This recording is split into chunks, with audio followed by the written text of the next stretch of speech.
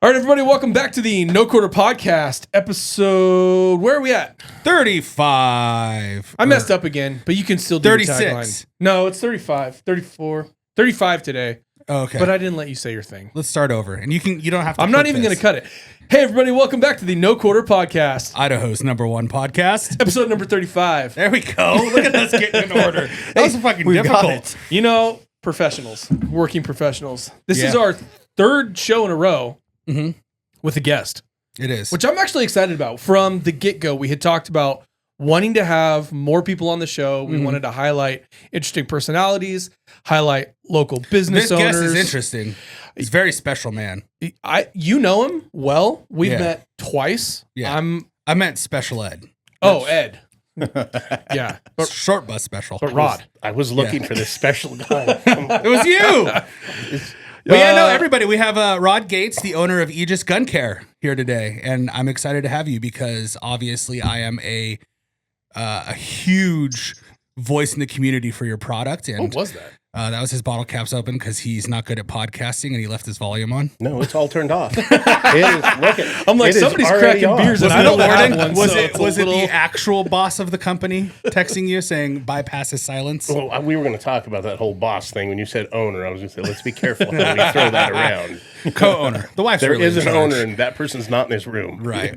But yeah, so Aegis Gun Care. How you doing? Great. Thanks for joining us. Oh, thanks for having me. I mean, I've been pretty jacked to come on here. I actually had other plans this morning. I was supposed to be on Rogan's show, but I canceled that. And I said, Yeah. Rogan, the hell with that guy. You know, that's okay. He's a close second. Yeah. He's Well, not probably, Idaho. I don't know, Idaho's #3, maybe 4. Maybe Idaho's number 3. Well, he got mad and said I can never come on again since I turned him down now. So, That's all right. oh, well. It is what it is. Yeah. But before we get into more about your company, I do want to address something that I've been dwelling on this victory now for. Oh, I haven't even put it out yet, but it'll be out. Oh by the yeah, time where this is the records. video of this? I never even saw it. Did it really happen? Let's talk It's about on my this. computer right there. So I was told, as a person who legitimately does not bow hunt, don't own a bow, the only bows I've ever really drawn back are like my kids. I'm just gonna sit here and for try to fun. look as annoyed as possible. Well, just listen. I don't need to listen. Josh said you get 3 tries. There's no chance in hell you could pull back an 80-pound bow. And I was like, 100,000% I can do this. No shadow of a doubt at all. Did not have one to practice with. In fact, it was almost like last minute that you're like, you know what? And I was like, get it out. Let's do it. And on try number 1, I pulled that shit back and it was actually fucking easy. It was not difficult. I'm attributing this to my cables and strings being 3 years old, and they're just soft. Sounds like a cop out there. Congratulations, by the way. That I will. Is it Thank really you. How 80 politically pounds correct though? do we Do have we to be know? here? Don't YouTube correct. YouTube correct. So you can cuss and say offensive things. Just try not to hit algorithm banning. So slurs. talking about- They don't like the F word. But talking about his retard strength, is that Yeah. one? Yes. Yeah, that's fine. That's fine. Okay. Yeah. I- And 100%, here's the gig. I'm just fucking good at everything. Oh, Here we go. This is why. Here we go. This is why I'm so upset about him. So did he moving do that. the overhand pullback, or did he Yes, do I the did. underhand, or did he just go whoom? I blame myself because here's the thing: most people can't draw the first time because they don't know how to draw. Right. We were sitting here, and the minute I did it, he said something about it, and I didn't say anything. I'm like, man, maybe he'll forget. But I was like air demonstrating how to draw a bow, and then he keyed in on it, and it was like, I don't think you're gonna realize. Like, I'm not gonna pull like this. I'm gonna pull over, and I'm like, damn it! I showed him how to pull properly, even though I never. It wasn't you. It was absolutely that. It was that fucking poser Cam Haynes. Oh, you watch Cam Haynes? I mean, I follow him on poser. Instagram. And I'll tell you what, I'll pull Cam Haynes' bow back. That sounded weirdly sexual. Hey, Cam Haynes, I'll pull your bow back. Cam. Did you guys have an arrow in this thing? Fuck So no. you guys winged Oh it. my He's God. like, dude, don't let it. Did you? I gave him my wrist strap and I made him put his finger behind the trigger and push it forward. Still. No. I'll tell you what. We didn't have a safe avenue, and I was more willing You to. just shoot it right through the screen. I was more willing to have him explode my bow than put an arrow through his neighboring business. So. Yeah. I'll tell you what though, I was the little trigger on that thing, the release for the bow. It is like light. he's like, Sketch listen, as keep fuck, huh? your hand behind it, and I was like, well, how tight is it? And I like clicked it, and I was like, oh fuck Like, me. When dude, I was yeah. done, my hand had like a dimple in it for like a full day. Pushing For it how forward. hard I was like, don't fucking let go. Dude, you barely have to pull the bow back just a barely little touch bit it. and then touch it. and Well, then- I put him on the You'll wrist see strap how- because I shoot a thumb button now. yeah. And I've got my thumb button dialed perfect for me. So I know exactly the pressure that needs to be on it to be safe and what I need to engage it, right? And I've been shooting for a long time, and so my form is different than just like engaging a trigger. And there was not a chance in hell I was giving him the thumb button. Not a chance. I would have done it. That's fine. Did you feel good about this? You can, did you have an anxiety? you Or did can you just send know your thumb button No, in your in your heart heart I that mean- you could do it? Well, I mean, honestly, it was the first time I had like actually pulled back like an actual bow and arrow. Yeah. So part of me was like, when he's just like, don't explode it. I'm just like, well, what are the probabilities of explosion? Like I immediately was like, fuck, am I going to the hospital right now? Is this going to explode? I would have been pretty upset too because I would replace it. but you can't buy that bow anymore. I'd buy a nice What one. for about him. what bow are you shooting? So I'm shooting the Prime CT5, but they changed their cam tech. So their Yeah. cam technology is now a Well, dude, the technology in bows changes like computers. it's it's every crazy. day. It's every like day. every single year there's a new hot. All this to say, I have to give it to Jeremy. He pulled it back. He pulled back. I wasn't the really bow. doubting you. It's just it's a I was. technique. I absolutely was. Okay, but wait, it gets better. I'm left-handed, and I did this shit with a right-handed That bow. honestly doesn't really do much for you. Yes, it does. No, it doesn't. So have you always been good at pulling dudes' bows? He's been Apparently. good at pulling. He just pulls on things a lot. in Years general. and years of jerking off apparently has paid off. I got that fast twitch muscle movement, bro. Oh, man. But yeah, Look at no. this. You pulled All jokes bows? aside, it was fun to actually pull it back and stuff. Cheers, buddy. It was a fucking super sweet victory because I love when people tell me I can't do stuff. Yeah, that's the best. And I do it. Now, if someone's like, I bet you can't climb that 20-foot rope, like you're That's right. two people in I this know, I room need that to- told you couldn't do something. Yeah.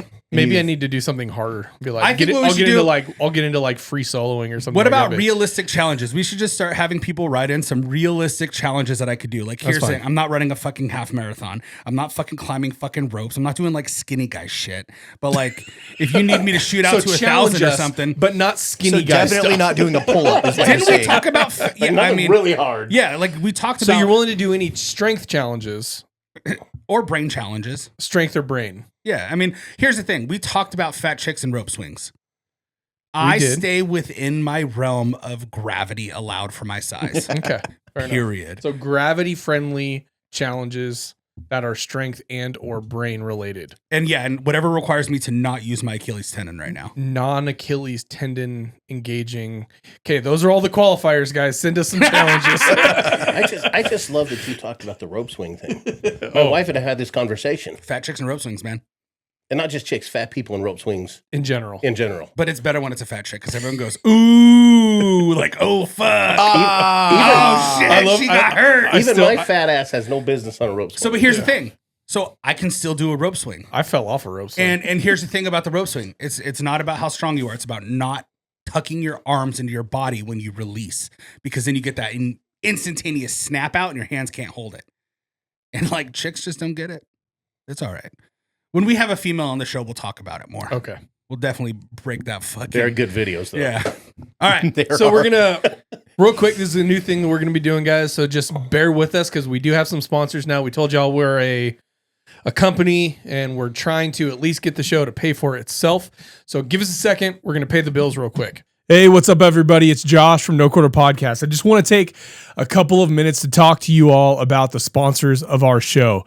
We have kind of progressed, and as we do grow, we are trying to find companies that, one, we believe in, and two, that are willing to partner with us to help us kind of cover the cost of the show and continue bringing you guys episodes. And so first and foremost, I want to talk about SimShot. You guys know SimShot. It's Jeremy's company. Him and his partner, Nick, have a shop here in the Boise area. When it comes to learning the fundamentals of handguns, pistol shooting, the fundamentals of shooting in general, they are the guys you want to go to. They have one-on-one lessons. They have a fully immersive simulator in their shop. And then they also go out to Double Tap Range and they do full-blown live classes as well as member classes and range days and all kinds of awesome stuff.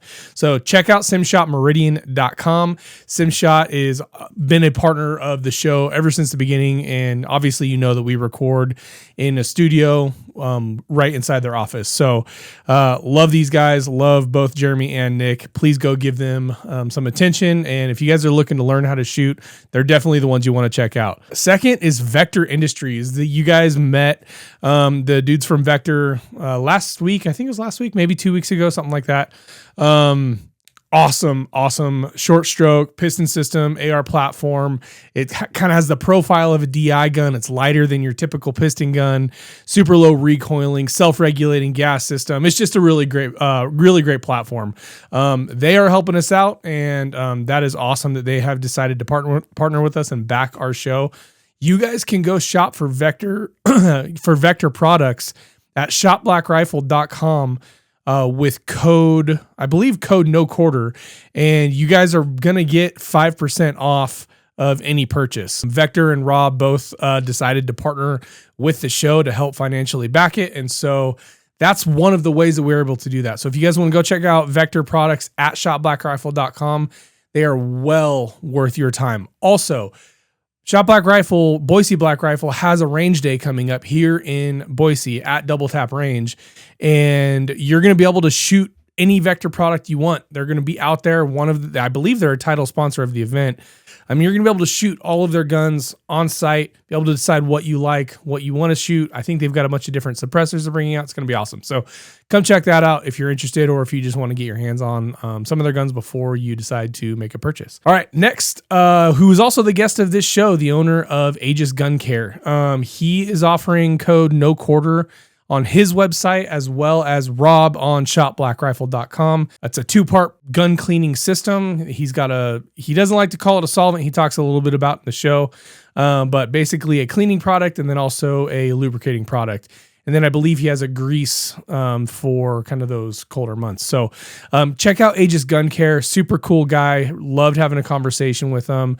Code no quarter at shopblackrifle.com and also at aegisguncare.com. All right, y'all. Last but not least is shopblackrifle.com. Rob has been in the industry as a dealer for 18 plus years now, starting in Sacramento with Sacramento Black Rifle, then moving into the Reno area with Sparks Black Rifle, now Boise Black Rifle, and all 3 stores are online at shopblackrifle.com.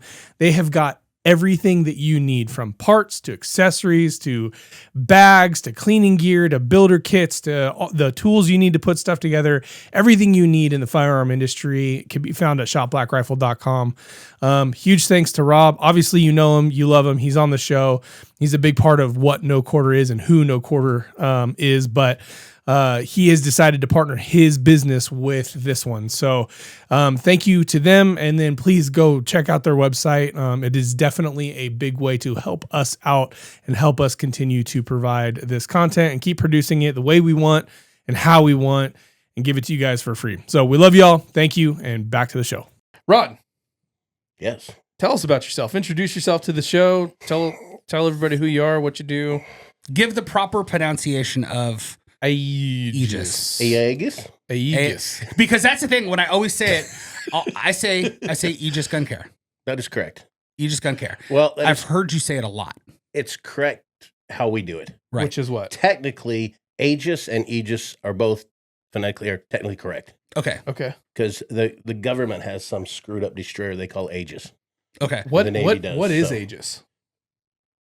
What is the word? Yeah, tell me. I was going to get to that. I'm sorry. Jumped right to it, but that's okay. Yeah, I mean, fuck me, it's my show.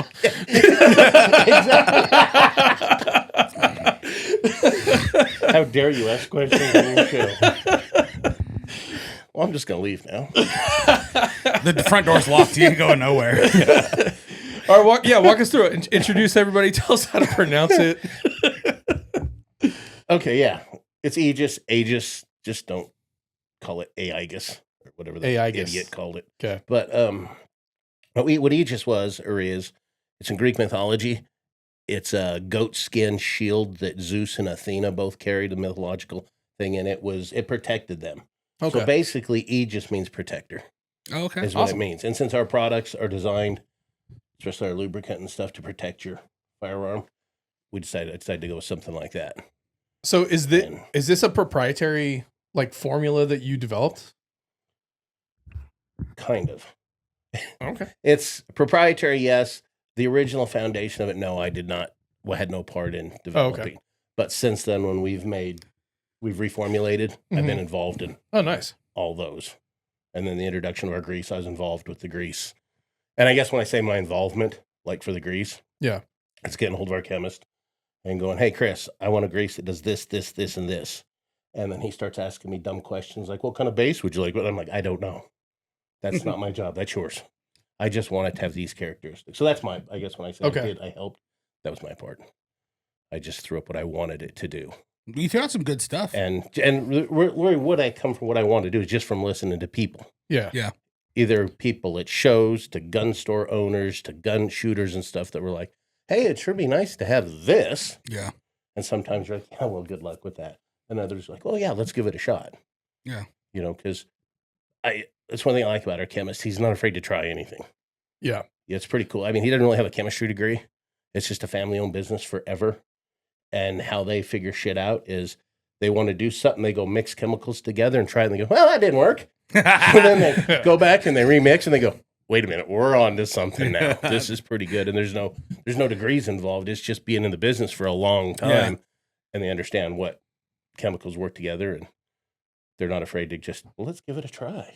I mean, They haven't blown anything up or burnt any buildings down yet, so it's working pretty good. just like as he's going through, he's like, I think I just accidentally made meth. I don't think I should put this in here. Meth for your guns. So what's we did this with Vectors. Well, what's the like elevator pitch? Why Aegis over other gun care products? What's the fact that we're better, is that enough?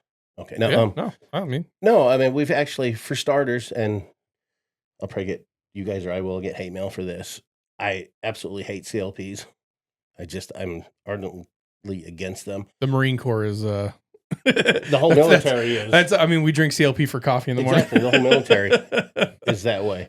And it is what it is. Yeah. And get on further deep if we want about the military, where I think CLP belongs there. I think that's the only place that belongs. Well, I mean, is my opinion in the military. And we chronically overcleaned our guns.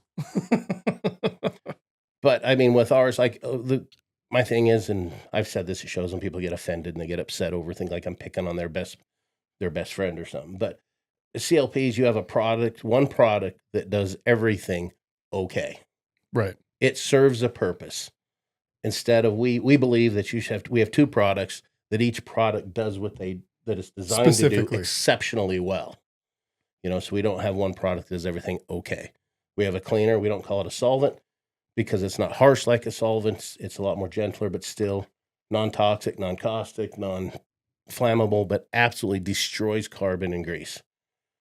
And that is by itself. That product does what it does, what it was designed to do, and it does it quite well. Okay. And then we have a lubricant. It's not designed to do everything either. It's to be a lubricant. It's not a lead and copper remover. It's not this. It's not that. It's not all these things that a lot of these products claim to be. It's a lubricant. That's what it's supposed to do. And also being a lubricant, it's also a protectant because we have rust inhibitors in it and stuff like that. Plus 2 years ago, we added what's called IFWS2, tungsten disulfide. And a lot of things it does for metal, tons of things it does for metal. But the best thing we like is it gives us a super low coefficient of friction, which it's surprising how many people in the gun industry don't know what coefficient of friction is and why it's important. You know, so, but I mean, of course, the lower the coefficient of friction, the less friction means less heat, less damage, wear on your firearm, better velocity, better accuracy. Everything comes from just having that lower coefficient of friction. Can really help things out. The cleaner actually really works. That gun was destroyed. I hadn't cleaned that gun behind you. I actually just did it after the demo. The gun had over 4,000 rounds. And if you still open it up, it's still caked. But I mean, that cleaner cuts through pretty good. Yeah. Yeah. And it works without a lot of scrubbing for sure. And that's what it was designed to do, you know. and the funny thing too, is pile on a little bit on CLP a little bit more, is I see these CLP companies or these people saying, well, CLP is so much quicker because it's one product. And then I'm saying, well, explain to me your cleaning process when you clean with your CLP. Okay, well, I take it and I put it on and I get it on and I wipe it all off or scrub it off and get all the carbon crap off. And then I put it on again for a lubricant. I'm like, so you did it twice. That's what we do. But we use 2 separate products. So tell me where you saved time. Where were you more efficient? Yeah. You weren't. Switching bottles. Yeah, exactly. That split second that you didn't have to put Can one we bottle do something about the smell, though? Can we, like, make it like Grandpappy's Hoppy's 9 smell, like a cologne? Can we do something about that? You know what? I loved you until just now. No, it works hella good, but it's kind of pungent. See, the smell on our lubricant is something that we're up in the air over this. We get like 1 or 2% of the people out there think that the smell of our product is strong. Yeah. And there's some of them that are very anti, and they voice it to me at times. Yeah. How our stuff is. It's very distinct. You can definitely, as soon as one is cracked open in the back room or somebody's using it, I can totally smell. I know exactly what it is. I know exactly what they're using. And it does have a very distinct sound. Most of the people like it. They think it's a great smell, but we have, and we're all different, our olfactory, and everybody's different what affects you. So we get that, which is funny you say that because right now we are currently in a reformulation to get a product that doesn't allow that smell to be more of a neutral smell. Mm-hmm. But the problem with doing this is the chemical that causes that smell is also the chemical that gives us the heavier than water capabilities and makes us some of our great points of our lubricant come from that chemical. Yeah. Oh, so it's kind of like a natural byproduct of the formula. So we can't do anything. But my chemist found a newer product out there that looks like it'll do the same as the other one with no smell. Yeah. So we're actually best applicator. We're actually experimenting with that right now. Yeah. And trying it's to our work number on one it. selling at all 3 stores of cleaners. And I'll tell you what, lubricants. That smell does not bother me. I've been around it for so many years. I don't even smell it anymore almost. But well, when you smell it that much, it's probably burned your fucking sense of smell. But we have people, I've had people. But it's not a bad smell. Reach out to me. It's just strong. No, it's not a bad smell. It's just strong. Saying it smells like a rotten dead corpse and we suck as a company. What and the fuck? People said that? Oh, God, I had a guy write me did a review on our website about that. Oh. And I've never removed a review off our thing, but that one I did. I was like, you can kiss my ass. Yeah. He's never, I've never smelt a dead body. I've smelled multiple corpses. So have I, and it's not the same. Is corpses? Corpse eye? How do you say corpses plural? Corpse. Corpse? Is 1 or 2, yeah. There you go. A gaggle of corpses. A gaggle of corpse. A murder of corpse. A murder of corpse. And it definitely doesn't smell like that. It does not smell like that. It smells like it's chemical. Well, the other one that gets me, and I won't name who they are, but there's a gun store here in the valley that had told me that they weren't going to carry our product because our cleaner smelled like, what did he say? He had 2 customers that told him that our cleaner, not our lubricant, our cleaner smelled like rotting flesh. That's ridiculous. It does not. If you've ever smelled our cleaner and you relate it to anything in your life, it's Windex.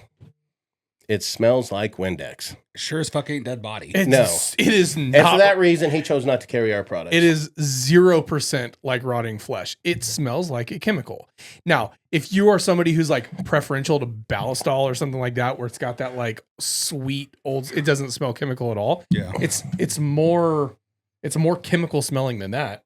But I kind of like the smell. I do too. And there's a knife company on the East Coast that I'm friends with, Definition Knives. They put it on every knife when it goes out because Dark that owns it, our Lube, he puts it on because he loves the smell. And we were just talking the other night, and he was like, I was talking about maybe one of his things for his knife should be, can you smell that smell? Yeah.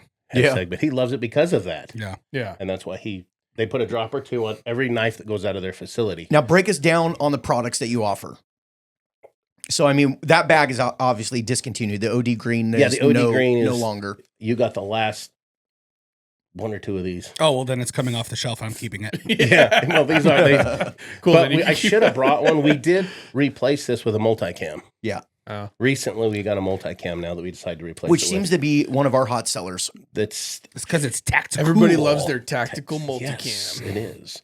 But our products, like you said, we have our lube, our solvent, we have our grease, and our grease also has the tungsten disulfide in it. Yeah. So, which grease is a hard thing to sell because not a lot of people use grease. Yeah. Unless you're running full auto or machine guns. People that do run grease love our grease. Yeah. They think it's great. We just don't have a lot of people that love grease that much. Yeah. And then you have some people that go for like a year and a half and mix your stuff together and don't tell you how well it works. Trent Miller. So Is he puts grease in it and shakes it up? he mixes the grease and the lube together It gives it just a slightly and different gets it texture. just where he wants. And I guess especially when he gets in the summer, if I get this right, and if I'm wrong, Trent, yell at me and tell I'm a jackass. But So because for it's- context, Trent is sponsored shooter for Boise Black Rifle and Aegis and Simshot. Yeah, He's a GM, right? No, he's he's a not. master. He's He's a very master. close. he's incredibly good at what he does. He's though. very Yeah. fast. But I guess in the summer he runs our grease on his gun solely, Oh, interesting. and then when it starts getting cooled off, he mixes the lube with it, thins it out, the grease a little bit. And he says it works exceptional. Oh. And then Lane Maybe he's onto Abshire told me he something. does it too. And Interesting. I was like, oh, that's good to know. Why don't you guys tell me that sooner? But it's kind of cool to know. Yeah. But that's the products. And the reason, like, since we're talking about that real quick, our lubricant for when it gets cold, that's another thing we love, is my chemist kept telling me it's good to 70, 80 below zero, easy. But we never had a test done. Year and a half ago, 2 years ago, I think right after we did the tungsten disulfide, went to a lab here in Boise, had a freeze test done on it. They can only go to like 60 below zero. They hit 60 below zero, didn't touch our product. So I think my chemist is probably if it's right. 60 below zero, I ain't getting in a gunfight. I'll wave that white flag and be like, you guys win. Unless it's, I don't even like going outside when it's cold in the winter to shoot. Yeah, I mean, so I'm good with that. You know, it was like people are like, well, we can find a lab that goes colder. I'm thinking, don't worry about it. I'm good. 60 For below. what? Yeah, what Yeah. practical application below? Maybe like, To be honest, how Man many damn. people in this room have actually been in 60 below weather? Never. Never. I have. And it Where? was because I had to work in northern Wyoming. And we were Is that working- with wind chill? Well, let's say it was 55 degrees without wind, below zero. And the wind was blowing. I quit. I'm flying away. Yeah, that's cool. It was Nope. cold. It was cold Time to enough migrate. Yeah, I'm With good. the wind, it was cold enough that metal was breaking, was getting brittle. And You just piss outside and your pee freezes on your dick. yeah. So no, there's Yeah. no way you're going to be out hunting or shooting or training. No. But No. so then we took all those products and we decided, we went to our first gun show like 4 years ago in Caldwell, Idaho. We showed up at the gun show with one of those Walmart totes. Yeah. With some lube and solvent. That's all we had. We had no branding. We had no table runners. We had no chairs. We had nothing. We walked in with our tote and set it on the table and started selling stuff. It's great. It's a And- great story. So it was kind of cool. It was a little embarrassing at first because we'd never been to a gun show. My wife and I we're all excited. We walked Yeah. in there and wow. Look at oh wow, look at that. Oh wow. Yeah, we're underprepared for this. I mean, what are we doing here? Yeah. This is stupid. We almost sold out. How many stores do you think that you're in, retail facilities? God. Just 15 to 20. That's it. Yeah, that's all Okay. we are right now. And that's kind of my fault. I haven't been putting enough push on it because understand this whole company. I would like you to just take them out of every store but mine, and we'll go. I was going going to to say, but you know where you can get them? ShopBlackRifle.com. Yeah. Yes, you can. Shameless plug. But yeah, no, I mean, that's kind of my fault because it's just at the end of the day, this is all my wife and I. Yeah. And she has a full-time job because if she didn't have a great job, none of this would be possible. I'd be back working at McDonald's or something. I'm not sure what I would do. I got pretty good at selling fries, so maybe I'd be back doing that. I got pretty But- good at eating fries. You know, you're out of all of the vendors that I have here in Boise, there's 3 that I allow to come and restock my shelves without question. And he's one of them. And I appreciate He's not that. trying to overload me in inventory. The product actually sells for itself. I mean, I don't have to really, we tell people about it, but Everybody needs gun care. you have to have gun care. And it's got a good end cap. You guys have a good end cap, you and guys- it's organized very well. We appreciate what you've done for us. You've been good to us, and we appreciate the hell out of it. Well, we appreciate you. You and another store in town have been really good to us, and it's good. Well, 2 stores have been really good, and the others do good, but they just don't seem to. I don't want to act like I'm picking on them, but they just do their thing. Yeah. And they have good sales, but they don't seem to just. We don't have the big end caps and stuff. And it's not, you're not the only lubricant or cleaner that we are selling, but you have the end cap We push it the most. It's in a convenient, range kit. And it's a good value. That's huge. I'll say this especially for new gun owners, when you're like, hey, what else do I need? Right? Yeah. Well, you need ammo, you need a holster, and you need shit to clean your guns. It's crazy too, because people will come in the store. Like we'll sell them a handgun, right? And I think the most important thing, if you're buying a handgun, most people are like, oh, I need it for protection. It's like, well, you need to get training. Like if you don't know how to load, unload, you don't know how to chamber around. Yeah. You don't know how to store it. You don't know how to grip it. Like these are all things that go hand in hand. And for every person that we sell a firearm to, it's like, hey, you need this. You're going to need ammo. You're going to need ear pro. You're going to need training. You're going to need a cleaning kit. Like it's just one of those things. You have to have that to keep your guns maintained unless you don't shoot them. And that's a wonderful segue. Some people do. They don't shoot them. No, some people do what I did and just ran tens of thousands of rounds through their pistols and never cleaned it. I mean, what happens in the middle of a class? This motherfucker at our class. I don't know. The last class, the spring. I never cleaned this gun. I was like, I spin it, slap it in the. And then out of nowhere, he's like, my gun's down. But no, he broke a spring that never breaks. I wonder why. Well, it was weird. You broke a spring that never breaks. My mag catch spring. I've never seen. Or my slide catch spring. Stop spring popped over the locking block pin, and then somehow got pinched and kinked. Yeah, I've never seen that. It's called Glock perfection. I have no idea how that happened. That was wild. That right there would have prevented that from happening 100% guaranteed. But okay. I believe you. But then the other side, which this definitely would have fixed, was I had so much carbon built up in my trigger housing that when I broke it down and then reset the spring, I had to straighten the spring out and then I reset it. But I had so much carbon buildup in my trigger housing, I was manipulating the trigger when it was just the frame and watching the cruciform fall off the safety ledge. It was literally jumping from carbon to carbon. It was like, and then would finally fall. Yeah, maintenance is important. I mean, if you open that gun right there, like I have a lot of guns. But I've been shooting that VKTR that's my primary rifle at the moment. And I'm embarrassed. When I opened that thing up after that demo, I was like, ooh. But here's the other thing though. Well, one, I had a parts company and I wanted to run my parts to failure. And so that was part of the reason why I just never cleaned them, because I just wanted to see how far they could go without reasonable, and literally it was tens of thousands of rounds. I guess the sim shot class is just too much for your Glock. Yeah. Yep. Wow. And it was intro to pistol fundamentals. It was fundamentals. Yeah. I think we were doing like blank bailing with like double taps or something like that. Yeah. It is funny when you're talking about malfunctions and maintenance. I bet you over 90% of all gun problems that people are having, they immediately want to run to a gunsmith. Just clean your damn gun. Yeah, clean your gun, lube it, and then see what happens. You're probably going to fix most of those problems. Now, do you guys? I know another product that you guys, I don't think is open to the open market, but your Sonic cleaner, right? So that's not sold on the market, or it's to shops that clean guns only. Or am I allowed to talk about this? No, yeah, that's basically the stuff we do we don't sell it to the public. We sell it to Cerakoders, shops, and friends. Yeah. It's not to the open market. And it works very, very well. It's basically our stuff we sell in the bottle. Yeah. Just at a very stronger. Yeah. Just it is very strong. Formula of it. It's not. By the way, we need more. Okay. I think ours is about. You have an ultrasonic? Yeah. Oh, I did not know that. Yeah, it's a little bit stronger. It's not because at the shop. Yeah, it's not a big one for rifles, but it's bigger. I just need to put my gun in it.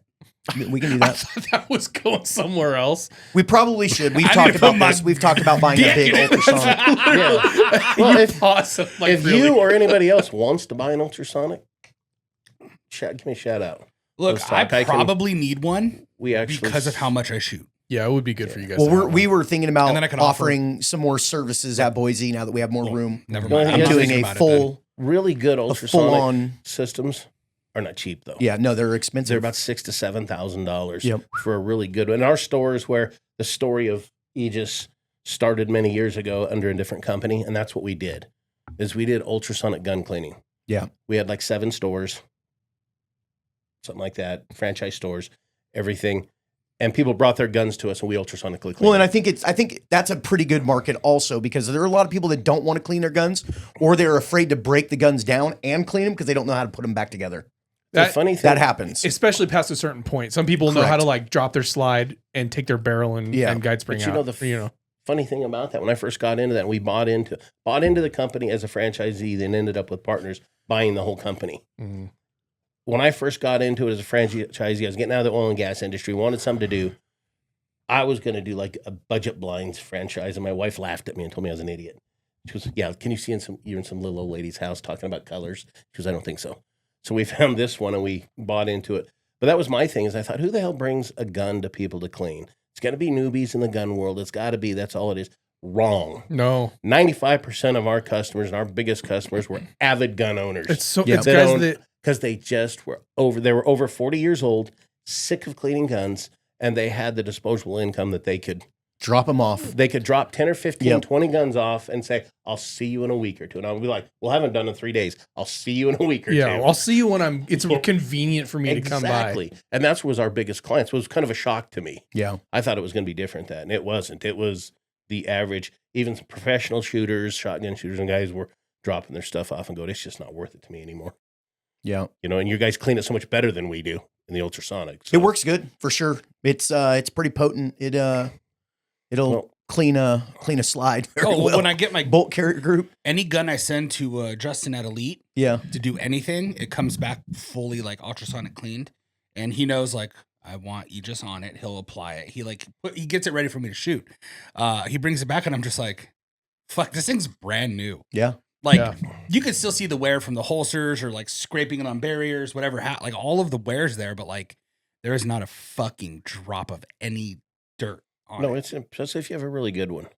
And the ones that we sold were the only fully American-made tank in the world. Icon or whatever it's called. It's Ultrasonic Power Corporation, UPC. Oh, they're out of Illinois, and got to know the owner. He flew out to Houston, met with us and stuff, and super good people. They make a product that is incredible, pricey. Yeah, but if you're in the business, like say you want to do it in your gun store, and somebody's got their gun store, and they want to clean ultrasonic cleaning for a thing and charge $40, $50, $60 a gun, whatever your market will allow. A $6,000, $7,000 tank. If you're busy at that, you pay that off pretty fast. What's the cycle time? How long do you have to put it in for? 3 to 5 minutes. Oh, geez Louise. See, most of your Hornadies and all these other things, these desktops, you're looking at 25, 30, 40 minutes to clean in those. The ultrasonic power ones, they're big. Because they're an industrial. Yeah, it's like 3 to 5 minutes. You will just blast that thing clean. It's amazing. Yeah, are they loud, those industrial ones? Because the one that we have in the back of the shop, the big one, it's hurts your ears. It's not that loud, but they are loud. Yeah. It's definitely not comfortable to be standing in the room with that thing long term. But see, I'm actually probably not a good person to ask, because I was around him so much that now my opinion is it even on? Yeah. And it could be because I'm old and deaf too. I'm super sensitive to like high frequency, like it does, because you can change the frequency on those tanks because there's a frequency how it goes through the water and stuff, how the transducer works, and so it can be a different pitch and stuff. And it's ours, a pretty we cool don't have that option. We have time, temperature set, and go. Yeah, the UPC, the really expensive ones, they have intensity, which is your hertz. You have heat. You have hertz, power, heat. Yeah. So you have like 3 different things that you can really, and you run the heat up to like 240 degrees. So is there anything that you need to do once you pull it out of the sonic cleaner with your chemicals? Just wipe it down and how we did reassemble? It in our stores is how we would do it. Is we had the way we were set up to is we had 2 of those tanks. One was a full heated tank. The other was unheated. And so one was with the cleaner, our solvent cleaner in there. We drop in there 3 to 5 minutes, strip it down, do a field strip, nothing more than that. Yeah. You can even throw a full pistol. We've taken Glocks, just open them, drop them there, clean them amazingly well in one piece. But field strip it, run it through that. When it's done, take it off. Maybe there's sometimes you may have brush a little clump off, brush a little bit, throw it. We had a big deep well like kitchen sink, like commercial restaurant kitchens with the sprayer. Spray it all off, get all the cleaner off of it. And then we had these, basically what they were is like a woman's hairdryer on steroids that heated like 89 degrees exactly. And then we totally dried the whole gun. And then we dropped it into a second ultrasonic tank full of our lubricant. and lubed it for like 1 minute. Just let it run in the ultrasonic. And then just a clean wipe off after that. And then just let it set, especially if you have time. Let it in the tray and just let it drip back in there. And then wipe off the excess, put it back together, and so you're ready to go. there's no such thing as overlubing. I hear people yelling at overlubing, and I don't get involved in that because there's people a lot smarter than me. I don't know there's such thing as an overlubing. It doesn't make sense. Now, you can lube a gun so much to where it's going to be spraying in your face when you're shooting, for sure. On striker fire guns, you can overlube them. If you get lube or too much liquid inside, slow down the movement. Inside your firing pin. Your firing pin, you get a hydraulic freeze or lockup. Yeah, hydrolock. Yeah, that can't. I've never seen it happen, but it can happen, and it does happen. Well, and I don't know how it would. I mean, if it's, I guess, like if in the it's a chamber liner, like the where the firing pin the housing, sleeve, it travels, and if it's got lubed up in there, it's going to travel slower. Or if you get the pressure, the way it builds up, it'll stop it from going. Oh. I've been told that. I've never seen it. I've been told that it doesn't even make sense too, because there's multiple points of egress for the lube to fall out. I've been told by people that I trust. They said it's happened. Huh. I'm like, oh, interesting. But anyway, that's where that's at. I mean, any other new product lines that are coming out that you can talk about? Or glad you mentioned that. We are actually. I was going to talk about that because your guys have been involved in this with me. We're actually helping them develop it's like little. You knew the answer. I to already the knew the answer. But no, there's some cool stuff coming. I can't talk a lot about it yet, but we 4 weeks ago, got our patent pending on a new suppressor cleaning system we're working on. We're excited about that. And I've thrown some tease pictures up on Instagram every once in a while. And to this point so far, it's been nothing freaking short of amazing. Yeah. I will tell you, my neighbors love me right now because they all have suppressors, and I've been cleaning their suppressors to test and play with this. If you need one, so they're loving me. I got some suppressors for you to test. Well, here in the next week or so, we're probably going to bring it down to a certain gun store in town, Boise Black Rifle, and play with it with cleaning suppressors. I've talked to Will about it. We just got to find out when it's a good day. We're excited. I'm glad that you were. It could be a couple hours. Letting us be part of this process. But no, it's mainly Will. Will is the brainchild behind all of my NFA. This started with Will and I. That dude knows everything. He'll be on the show next. This started with Will and I talking about doing a suppressor cleaner system. Yeah. Like a certain unnamed competitor of ours has one that you just stick it and let it soak for anywhere from 8 to 400 hours. And we bought one of those. Didn't we give that one to you, or you used it? No, you guys have them, but I've never touched them yet. They look like bong cleaners. But But you put it in there anywhere from 8 to 400 hours, whatever it is, and then brush it off. 8 to 400 hours. Yeah, I'm not sure. Or like a pipe cleaner. You put your pipe in the water bottle. And So when Will and I were talking about this, we had talking about doing a suppressor cleaner. Yeah. Talked to him. He had ideas. We were kicking it back and forth. We played with one in your shop. Matter of fact, I brought some of our cleaner down, and we needed a plastic tube with a screw on. There was some zip tie, one of them zip tie plastic round containers sitting there. Dumped all the zip ties out, filled them full of clear, and threw a suppressor. Did we throw a suppressor or did we throw a upper? I can't remember. Threw something in there and let it set for several hours, and it was amazing. Did a really good job. I'm excited about it. And then I got a hold of my buddy in Texas. It's a needed service. And he and I started talking about this whole process, and he's an extreme overachiever. So we went from just making a good soaking one to we're on our fourth prototype of having a powered one that just totally kicks ass. Can't wait right now. And so we're still working on it. Hopefully we can get it out. We're still a ways away. I just talked to him this morning. The patent attorney just got back with him this morning, and I talked to him on the way down here. We and I were on the phone, and things are going well. So, but no. And plus the other things, we want to keep it.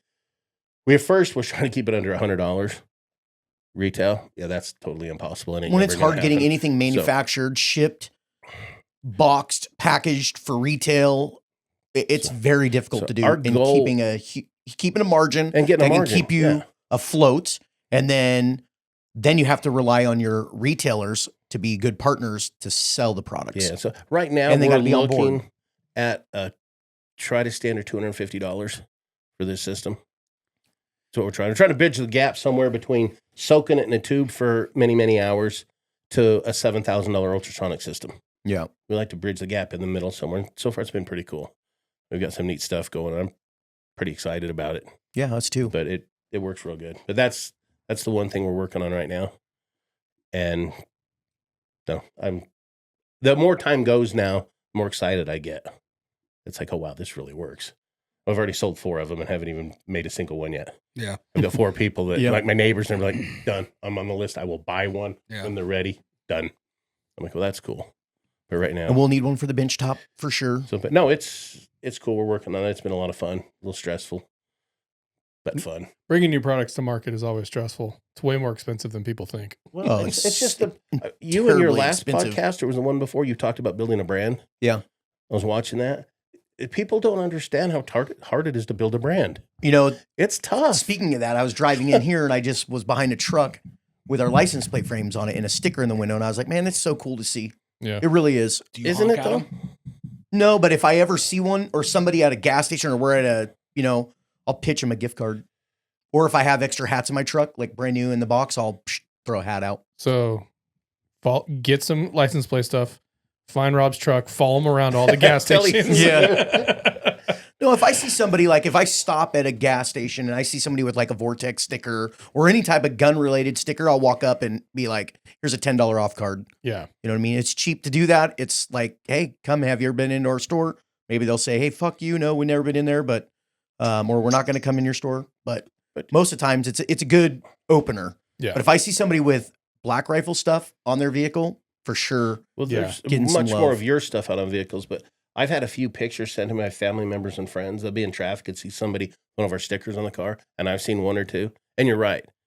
It still gives you that cool feeling. Oh, yeah. I said it. I'm like, I'll take a picture and send it to my wife and go, look at this. Well, there's It's the little wins, I man. think- That's a win. I think a lot of people don't necessarily understand that there's a difference between a business and a brand. Yeah. Like, here's the difference. I use Apple products every single day. I don't wear or represent Apple as something that I care enough about to, other than I use their product, right? It's a great product, but I don't believe in the company and the messaging. That's not part of the proposition to me. Yeah. The brand is Yeah. something that goes beyond necessarily the product offering or the service offering, and that there is some value proposition, whether it be community, whether it be some sort of like external value that people get out of it, where they believe in it enough to then incorporate that into their life somehow. And I don't think people understand that getting people to buy into a vision that you had, especially as a small business owner, probably that started as a side hustle, probably that started as a wish and a dream and a hope, and then to see people that you don't know from Adam walking around and supporting this thing that was just an idea. Yeah. That's an incredible feeling. But also the cool thing about it is there's the old saying that people don't buy into products, they buy into people. Yeah, You know, it's but true. That's Yeah. true. It's a fact. 100%. You know, because when we They buy left, from the people that they like. when Yeah. we And they left the trust. old company, the partnership I had, when I walked away from that company, I left a stupid amount of money I lost. But anyway, left that company. We moved back to Idaho, walked away from that company, just walked away. Signed an agreement saying you guys have everything. Everything is yours. Debt, money, everything. Walked away from it, and as I went along, didn't know what we were going to do. I thought, well, I'll just get a new job. Too old and fat to be a cop again, so we'll figure something out. I'll be a mall security guard. I don't know. So anyway, my wife's like, let's get back in the business. Our products are so good. There's no reason. And I still had a legal right to have them, even though somebody tried to stop me. But so as we're talking, I start talking to friends that have podcasts. And I was talking to them. I said, well, we're probably going to do this. And we're going to do that. Just thought I'd let you know we're no longer with Brand X. And I said, so whatever. And almost to the person that I talked to, every one of them, it made me feel good. I thought it was cool. They said, well, wherever you and Shelly go, we're there. We weren't at that company because your products are awesome. Yeah. But we weren't there because of that. We were there because of Rod and Shelly. And you just tell us where we're going and do. And we heard that to a T. And it was, that's what I'm saying, that buying, it was cool. Yeah. It was like, because my buddy that runs a podcast, he's like, you two are the brand. 100%. He goes, so wherever you're at, let me know. He goes, we Yeah. got you. That's I mean, that's a big especially deal. even now. I mean, like any time we are at any sort of trade show type anything, who do we always try to get next to? The homies, right? Yeah. And so like we'll see your tent. We'll just be like, okay, we'll pop up right there next to Rod and we'll go. And we love just sitting next to you guys and hanging out all day, talking to Shelly. It's you good people. So it makes it easy, I love going to shows and being next to you guys, to Laser Blade, to Yeah. you guys. It's cool to have that group. Yeah. and you're sitting there and What it helps too, because it's like, yo, I got to go take a shit, and you're like, I got your booth, dude. If you needed to walk away, I could sell some of your product because I truly love it. Like, I don't know, it's cool. But so even, especially if it's had a good thing like cheap plug coming up here, of like Boise Black Rifle Range Day, which is an awesome event. If you people don't go, you're stupid for not going. I agree. It's where the cool kids are going to be. If you're not cool enough, I'm sorry. Thank you. But work on it. It's been a great thing for us. You talk about how good our products is. I'll let you know. Boise Black Rifle has been great for us. I mean, for everyone in the we community. didn't go the first year because I think I told you, me and somebody else, we were trying to plan our own range day. Yeah. We were going to do our own because there wasn't nothing in the valley. Yeah. There wasn't shit. So we were like, we're going to do our own. Well, you beat us to the punch and you started it. And everything I heard about yours after the first year, it's like, okay, we're not doing it. We tabled ours. We're not going to do this. We'll just. It's a lot. It's a big undertaking. And this year's been very difficult to get everybody wrangled and committed. And I would like to take it to the next level, but God darn, it's so difficult to get everybody on the freaking event planning, man. Oh, okay. No, I thought you were thinking the same thing I was thinking. I was like, wow, me and Josh are on the same wavelength. Oh, event planning like that. And Pineapple Express. It's take that shit to the next level. It's a lot of work. It's an extremely stressful. I mean, we're on the crunch. I mean, it's June 7th, and it's right around the corner. I'm not even doing anything for it, and I'm already stressed trying to get all my promo shit. But you know the good thing about it, though? And this is the same thing that I experienced last year when we went to GOA convention in Knoxville last year. It was their very first one. John Farner, who's their executive director of marketing, I've got to know John over the last several years. And the same thing with Boise Black Rifle. I guess it's a shout out to you guys that you go to these things. And from our side as a vendor, at least like GOA and with Boise Black Rifle, we didn't see any of the issues. Yeah. You didn't see them. That's why I told John, I said, man, this thing's running smooth. He goes, oh my God, if you knew what was going on. Yeah. That's it's not forward facing though. And that's good. Yeah. That at least those of us that were vendors that were there didn't see it. Yeah. You know, and I hope we can continue with this now that the range is for sale. Mark and Karen have been extremely accommodating to Boise Black Rifle and the Boise Range Day. Yeah, and I'm hoping that the new owners will be didn't know that. We won't talk about it. Just as gracious so that we can continue on. If not, we're going to need to find a new home, or we are going to have to pivot and maybe do our own show at the store. You know what I mean? Back parking lot area. Like, I don't know how that's going to work out in the future. It's going to work out. Don't worry. We'll figure it Everything usually always works out. But anyway, it's a great show. We've loved it. I've had a great time. Well, we appreciate being partners with you guys. Like I've told you guys before, maybe we've touched about this, about how I started Sacramento Black Rifle, but it was there was a hole in that area, or in all of California for that matter, of the parts and accessories for ARs, because they were banned, the assault weapons ban, and being told no was a big driver of mine to do it. But then along the way, 18 years later, and throughout this process, building a community, which I've told you guys multiple times, and having your core group of people that you can trust, you can work alongside with, you can grow and spitball ideas to bring new things to market, exciting things. And there's a lot of exciting things that, I told this guy, and I totally feel bad about this. He brought the idea of SimShot, and I said, I think that's a terrible idea. I saw a dude with a lot of money fail in Sacramento trying to do the exact same thing. The problem is they didn't have that guy. They didn't have Nick.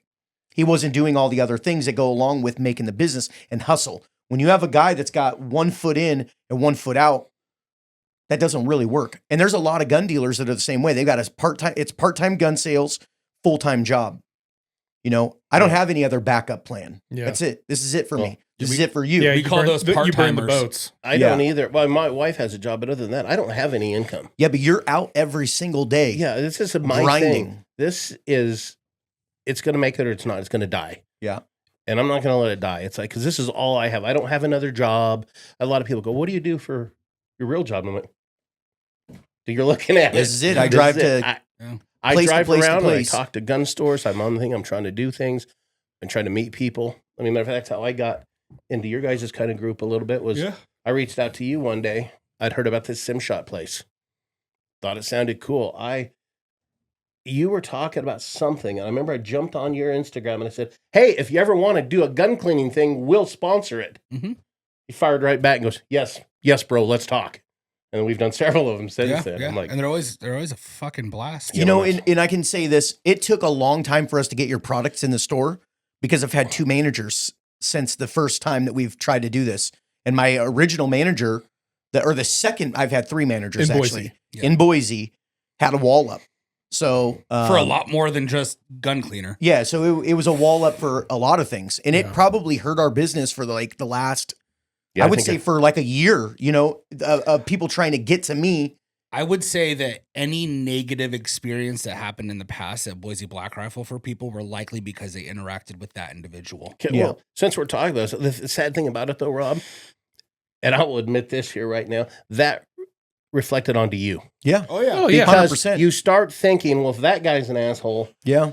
The problem the guy was, that's hiring him must we were be. so small here. I was working from home, allowing him to manage the store because there was no real room for me. As you guys know, obviously now I have an office, but I was trying to do all the things behind the scenes, getting all the new vendors, getting everything going on behind the scenes from my house, that I wasn't working the counter. So people didn't realize that I actually owned that store. They didn't know who I was, which was a huge 180 from the first store. I was on the counter. Yeah. I was the stocking guy. I was the internet guy. I was the cashier. I was the sales guy. Like I did it all. So everybody, when they came in, they knew who I was. I thought that was just we're gonna open up in Boise and it's just gonna be Boise Black Rifle and we're just gonna, No, it's just like gonna every be- store has its own brand almost. Absolutely. I mean, yeah. they obviously you've got a leg up on maybe the growth strategy because like you've done it multiple times. Yeah, it's So about you, a culture. So you know how to make it successful, but you have to integrate into the society, into Absolutely. the culture of the where you are. the market, Yeah. yeah. And so I'm sorry for that it took forever to us to get actually in the store and going. And I'm like shooting my own foot because we've missed out on sales. Well, you know what I mean? It's like The funny thing that makes about it sense. is not to say it motivated me. It kind of did when I first dealt with that dude a couple times and everything. And I kind of went back to my wife. She goes, "We're going to go down to that back Boise Black Rifle store again." Yeah, I'm going to give it a week or two. I'm going back. And you she did. goes- You and were I kept relentless, going back. came in. I kept Yeah. going back because I don't know what it was, and I'm not trying to stroke anybody's ego. There was something about your store, and I wanted to be in that store. yeah. And I can't tell you why. There's some stores I don't care to be in, and then there's every store I'd like to be in. Then there's some I really want to be in, and I really wanted to be in that store. And I remember after the first year, 3 years ago, your second Boise Black Range Day. Yeah. We showed up our first year there. And at the end of the day, I couldn't get you to put our stuff in your store up to that point. At the end of the day, I remember you walked up to us. We were all sitting there, and you go, "What the hell is in this shit? I want it in my stores. Let's talk Monday." Yeah. And You know what would be good? I think every single booth there this year on the firing line, you should be putting some I product did there. it last 2 years. Did you? Okay. All right, Yeah. good. That's I how mean, I I got didn't it. go around looking, Yeah. but all those guns need to be running your Because stuff. that's how I kind of got at first for a while with Dave Mods. Yeah. Okay. Yeah. And Oh, then yeah. I haven't talked to him for a while. He's kind of moved on to something else, but which I thought was cool that he's in because he does some amazing stuff. He does. He's You a know, talented guy. Oh, God, he is. He's incredible. Super Very nice. Him and his talented. wife are super nice Oh, people. great too. people. But anyway, no, I did that the last couple of years. Just put a bottle on every Smart. thing. And the guys from Staccato were like, "Oh, your stuff's pretty good." And then never heard nothing back from them again. But We'll hit him up again today. Or I this get time. that, and it's fun. Well, I can say, I mean, I've traveled to take classes, and it's a central item that comes with me. I teach so many classes and private lessons, and it's the only product I'll put on someone else's gun. I think I told you this story once. I was in Utah taking a class, and one of the guys had this fancy schmancy gun that was manufactured by a company here that does aftermarket stuff, and his gun just kept going down. It was granted, it was hot as fuck, and I don't know how he managed his gun. Like, I don't know what his maintenance was. And he's just like, "Oh, I have another gun, but it's my carry gun." And like, this class was like very much like, you cannot run your carry gun in this. You need to have something that can perform like ridiculously good. And so he was like, he stepped off the line and was in the back, and I could just see that franticness of like, fuck, I got to get back out there. For reference to, this was an instructor qualification for like a high level instructing company. Yeah. And, or outfit. And, I'm like, you know what? I'm already like, I've aced everything so far. I'm going to go ahead and hop off the line. I run over and I'm like, have you lubed it? And he said, yeah, man, I've lubed it like twice. And I said, have you cleaned it? And he's just like, yeah, I cleaned it last night in the hotel room before today. So I was like, pop it open. And I just like literally squeezed the bottle of Aegis. I like locked the slide back, flipped it upside down. I was just like, and then just racked it a bunch of times. And I said, let's go back on the line. His gun ran the rest of the day totally fine. Yeah. I don't know what he was putting in it before. But that right there was like an eye-opening moment for me of like, fuck, this stuff is really good. Like I just solved this dude's problem with lube completely. Solves a lot of my problems. Right? Turns out. So, a lot of things in life. So, and one of the biggest things we encounter as instructors is guns that are constantly having malfunctions. And I go, is this a new gun? And they go, yeah. And I go, did you clean it and lube it? And they go, no. No. So then I go, fuck, you have to understand, like, it's not like the factory lubes it up with great lube and shit. I think part of it's probably cutting oil left over. If they put anything on it at If all. they put anything on. And plus, then it sits in a container that will wick away moisture for how long? And then you're going to go just run and expect it to work. So what I do is all the time, like, hey, I'm going to pull you off the line. We'll walk over, go to the berm, and I go, this is Aegis Gun Care. This is the only lube I use. And I put it in, rack it, and then we're good for the rest of the day. And it just runs fine. The stuff they put in there, I'm not going to say any names because I don't get into that. I don't bash other companies. But the stuff that these manufacturers put in there, let's be real, is not good, great products. No. They're brand names that they're either white labeling or they just have a deal with them because they're another big name. Yeah. And that's all they care is that's a big name. Yep. They don't care that it works for shit. Right. It's a big name. And they know that people should be cleaning their guns. And it says it right in the manual. Disassemble, clean, and lube before use. And that stuff's cool. I don't know, did you see, I shared it on my Instagram from the Reno Tactical Games about that Megan. Yeah. That she ran she's an instructor here locally starting a year or two ago. Not very long. She's been around. But she put a thing after she got back that her and her husband in the Tactical Games were running our product. And it was cool to watch. She said they used our products the night before and everything, cleaned everything they got. And it was cold and windy and snow and heat and hail and everything. And she said people on all sides of them were having malfunction problems because of the weather with their guns. And her and her husband's gun with our products can run flawlessly. They just ran.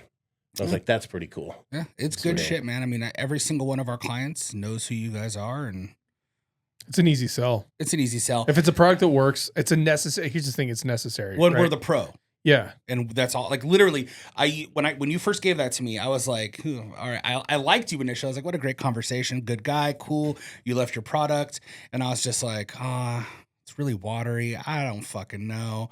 And I was like, but you know what? Here's a test. I'm gonna run it through my Staccato XC. So I just fucking cleaned it with your cleaner, lubed it, ran it. Everything was fine. And I was like, podcast fail. It is turned off. Fail. I turned the volume all off. That's weird. They're calling me.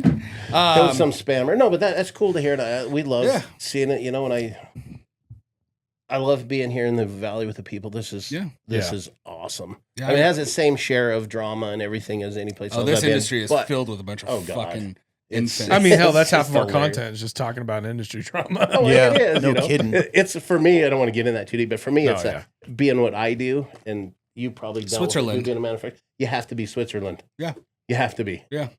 I have certain gun stores that if I'm going to buy a gun, I know where I'm going to buy a gun. Yeah. And there's only like 2 or 3, maybe. SimShot used to be really neutral, but like fuck that. I just gave up on that. Well, but you're also not at this moment like a national brand, right? Like you're hyper localized. Yeah, hyper localized, but also like at this point, like at first we were like, we got to play nice with everyone. We have to do this, this, and this, and this, and then it got to the point where we're like, fuck it, no one can fucking touch us. Yeah, that's it. There's no better instructing outfit in the valley. No one can fucking touch us. And the only other one that I really, really, truly think is a really amazing instructor, like legit sends hella people to me. Yeah. And then there's some like other guys that can shoot and stuff, but like, yeah. So I just started not being neutral. And now it is. It's like I rep. I think you get a little bit of collateral damage because of the past drama that was here being associated with me. None of those motherfuckers come here or support us at all. But I don't give a fuck because they're not who I want to work with. Yeah. You know what I mean? Like, I want to work with people who are like legit give a shit about their true craft, not dressing cool to go fucking shoot. Yeah. I don't care about that shit. Yeah. Come to fucking Or what train. about those of us that don't even get to shoot? We don't even dress cool because we don't make it there. So Bro, I wore fucking New Balance running shoes in my Yeah, last class. Jeremy looks anti-tactical when he's on the range. Well, no, I took in California. I took a 3-day course, and it was day 1 was pistol, day 2 was rifle, and then day 3 was rifle, pistol, like gunfighter stuff. But it was all like pretty high level shooting, and I almost identical outfit except for a tank top. I wore a tank top, I wore khakis, and I wore Vans for 3 days. Dudes were out there with their fucking helmets on, their fucking plate carriers on, and you know what? I fucking outran a lot of those guys. Oh, yeah. I think a lot of guys think if you look the part, you're going to be the part. I No. don't even own that stuff. I mean, I own it all. I I just don't don't own a need plate it. carrier. I don't own a helmet. I don't even own a duty belt anymore type thing anymore. Duty. Whatever you want to call it. Duty. I just No, it's a don't duty own No, belt. Jeremy and I are just 12-year-olds. 12-year-olds. Duty. We laugh at everything. I don't even know anymore. I don't even know the terms because I'm not in that world. Yeah. I Yeah. carry a gun every day, everywhere I go, Mhm. and it's just for my personal protection. That's it. I'm not out there trying to be JJ Ricazzo or be some superstar. I am. I'm not. I mean, JJ Ricazza's. I want to be the he's fat white JJ Ricazza. he's an I mean- impressive specimen. JJ Ricazza is outstanding. But I got to say this, though. And I you can't should even clip be a this. Trent Miller. So come on. Yeah, no. I always tell Trent Miller, like, when Trent Miller's out of town, when he's away in competition or him and Steiner, I'm always just like, fuck yeah, dude. Now we get to battle for the top. Mm. Because when they're there, it's like everyone's just fighting for the middle in competition. Tell me shit. this Yeah. though. How cool is it to see him in Guatemala running around in El Salvador and our logos are on that freaking I just love amazing. that mine's Isn't that right freaking here. cool as hell? Mine's right here on the shoulder, and he's always talking. I'm just like, that's a Well, great logo. You know I can what? always see it. Dude, when yours first was on there where it was that small, I thought, God, this should... Now, just what you're talking about, it shows. Yeah, He could have holding a gun or have his hands on ours get covered. yeah. Yeah. Yours is always Always in the right video. there. Yep. And I, honestly, I love it. I love it. I love the guy. He's a great ambassador. He's a great honestly. ambassador. He is truly, in my opinion, for shooting in general. Yeah. He makes friends with everyone. He treats Everyone. everyone with respect. You could be a first-time shooter, and he will treat you like you're a great shooter that's one of the homies. Like, he is amazing at getting people into the sport. And I've legit seen him. All his friends are in a squad. And we'll be like, hey, just so you know, Trent, like, we brought like 3 of our new members out, and they're not competition shooters. This is their first time. And like Nick knows the ropes now. Nick competes more than almost anyone I know now. Yeah. But Trent will then leave his squad and come squad with us, and then literally just like put the wing over him and just like, let me walk you through what's going on. And like he'll still burn down all of his own stages and kill it, but like he'll walk him through stage plans. He'll walk him through the rule. And it's just such like, he doesn't have to do that. Yeah. In fact, no one really, I mean, there's always everyone willing to help at USPSA matches, but Trent will go out of his way to help. Let me tell a quick Trent Miller story. Last year at the Wyoming Governor's match, we've been a stage sponsor there for this. I'm not going out personally this year, but we're still doing sponsorship for this. Will be our 3rd year. Mm-hmm. Last year, we were all sponsoring Trent there. He had our jersey on and everything. And it was like the middle of the second day. It's like a 3-day event. And it's the Wyoming Governor's match is it's a major event. And we had our booth wherever they're doing our thing. One of the match directors, the assistant match director, co-master, walks up to me. And I know Brian, the other one, got to know him. I didn't know this guy very good. He walks up and he introduces himself, tells me who he is, what he's doing. He goes, I just felt the need. He goes, I just spent the last 15 minutes down at stage whatever. He goes, there's a young man down there wearing a jersey with your logo and 2 other companies' logos on it. I go, oh, yeah, Trent. And he goes, I just want to tell you something. He goes, that guy is a godsend to your companies that are on that shirt. He goes, I sat and watched him interact with people, watched him run a stage. He goes, what an ambassador for your guys' company. He goes, that guy is incredible. He goes, well done. He goes, good for you guys. He goes, it's cool to see your guys' logo. He goes, and I don't know the other companies. He goes, but good for them. Yeah. He goes, and I told Trent that. He goes, Trent being Trent. Yeah. Shit, that was the best $20 I spent giving that guy. Yeah, he's a good dude. But Sounds also, like Trent needs to come on the show. He does. He does. And I think that'd be a really good, because like I could go. I really want to sit down with Trent and talk to him. Even though I was texting him last night. I was messaging him last night because I got my new competition rig. Oh yeah. And I rely on Trent. Like, Trent, what do you, here's my cart of what I'm going to order. What do you think for edits and adjustments? And he said, get rid of those mag pouches. These are the mag pouches you needed, and they're like $10 cheaper. and like this is the belt for sure you want to get. Like I trust his judgment. And then like for some stuff, I'm just like I have my preferences. I've been shooting long enough to know. So like my the mount for like my holster and stuff, I went with something I know that I'll like because of the style and stuff. But then I messaged him last night too, and I'm just like, what the fuck, man? Like you could have told me that putting all this shit together was going to take me 4 hours. Like I had to disassemble these holsters, reassemble all the mag pouches, like everything. And he's just like, oh yeah. There's that. Yeah, it's a pain in the ass. But like after the first one, you're fine. You know, and then we went on, it's just a great guy. So very proud to have Simshot even respected by such a great caliber of shooter in person. Oh no, it does. Every time I see him shooting and I see our logo and I see that logo on the shirt, it gives me a little warm feeling. I like it. It's foolish. I love to see it. And we've got a couple other shooters around that have our logos. You know what else gets me one jollies? in Missouri and one in Texas. It's cool to see. It's like, it is awesome. Yeah. What else gets me jollies is when we'll post our course schedule and then GMs and masterclass shooters are reposting our shit. Yeah, that's cool. I'm like, fuck yeah, dude. Cause it's like, it's an endorsement of the curriculum. Well, it's like, yeah, these you guys as the know, instructors. And all of them have seen us shoot. And like, they're like, one of them literally came up to me afterwards and he's like, you teach people how to shoot? I'm like, yeah. And he's just like, you're really bad at competition shooting. And I was like, yeah. And he's like, but you got a lot of A zones. Like you don't miss. You just are really bad at competition shooting. Like, and what is that? So I'm not a comp shooter. I've never have been. So that's why you need to come out and try it. So I know. You guys keep telling me that. I just need to do it. I know it's scary. It's scary. I don't care. It's not the scary thing. I'm novice. It's not that. What the guy's telling him is he shoots competition like old people screw, slow and sloppy. Oh. Yeah, so it's like that's what the guy's telling him. So like competition shooting, I think is like one of the bigger things in it is like, yeah, obviously you have to have like concrete fundamentals, which I very clearly have. Yeah. So he's not like you're a bad shooter because you're a good shooter, but boy, are you bad at competition shooting. So like stage planning, footwork. No, footwork's not even the problem, except for like, you know, I'm not as fast or as explosive because I want to make sure. I'm so worried about the stage plan that it takes away from me just going like, fuck it, full send. So I'm kind of like a half movement speed for everything. Whereas like if you get me in a tactical situation, you give me 2 locations to go fight to, I could do that at full speed. So I constantly forget targets, which hurt horribly. Yeah, that's like, bad. Dude, it sucks so much. It'll be like, okay, here. And then some guy will be right next to me and be like, oh, don't forget the one behind there. And I'm going to look and I'm like, oh, fuck. Okay. The last one we did that I shot, I was having horrible malfunctions because of ammo.